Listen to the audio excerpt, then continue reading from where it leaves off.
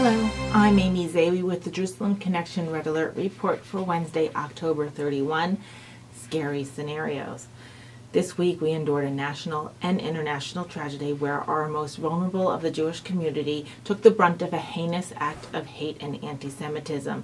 At the Tree of Life Synagogue in Squirrel Hill, Pittsburgh, Pennsylvania, on October 27th, a hate-filled anti-Semite opened fire during Saturday's Shabbat services and managed to kill 11 congregants, injure 2 more, and also injure 4 law enforcement agents.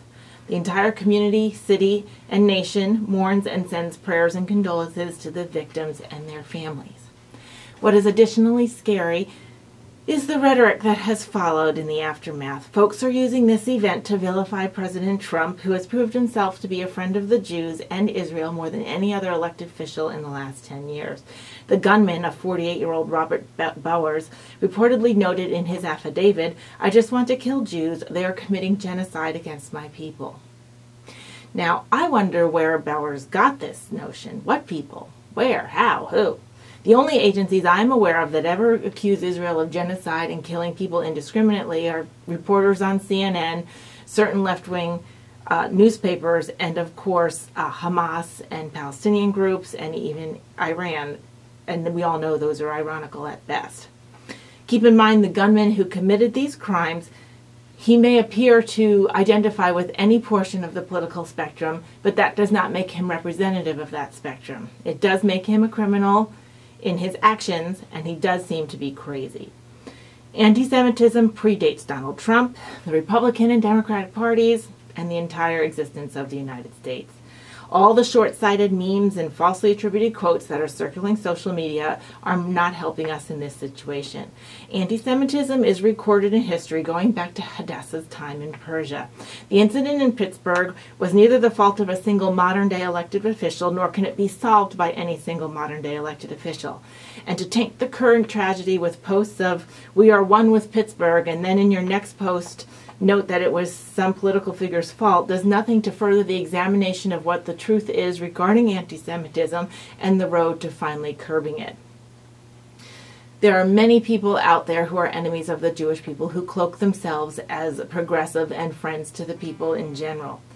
Please note that George Soros' son, Alexander Soros, sits on a board in Pittsburgh with 11 other Jewish progressive men, and they have issued a statement to President Trump not to visit Pittsburgh as he is not welcome there.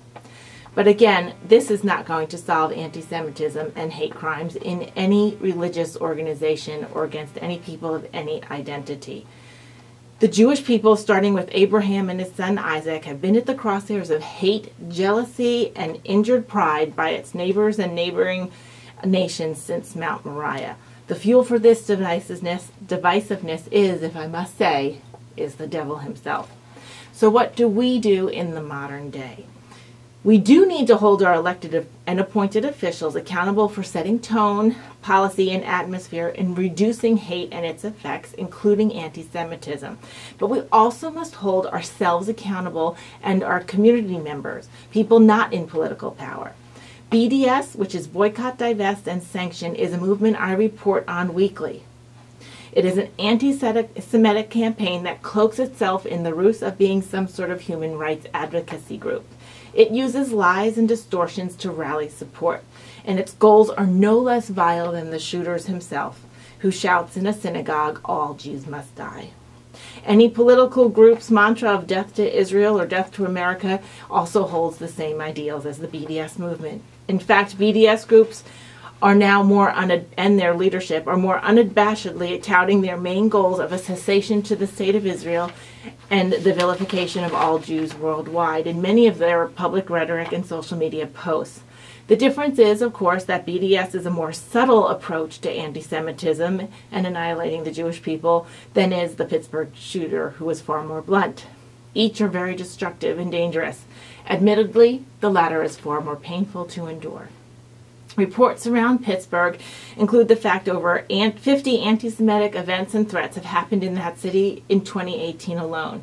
The leadership of the Tree of Life Synagogue was already in discussions with the Department of Homeland Security because of pending danger.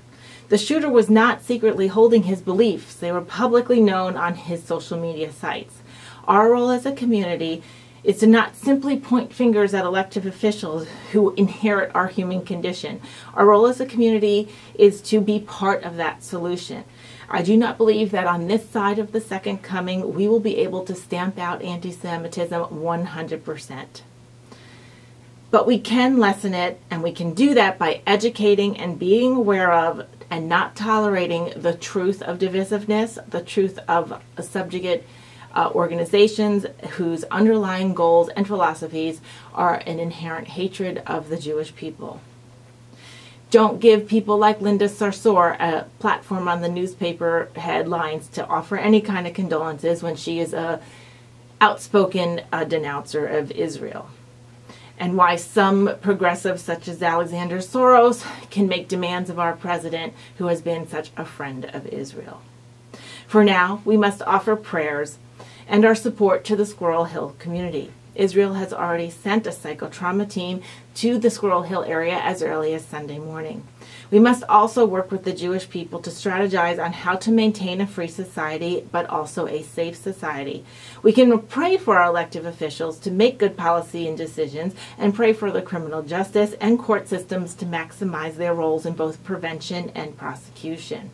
And as we share memes and quotes of philosophical bumper stickers on our social media sites, please make sure they are correct, accurate, accountable, and provide progress instead of division as we mourn for those who have passed before their time, comfort those in the wake of that, and seek to find ways to avoid these tragedies in the future. Always pray for the peace of Israel, and in that I would like to include and uplift all the Jewish people worldwide. Shavua Tov, and have a great week.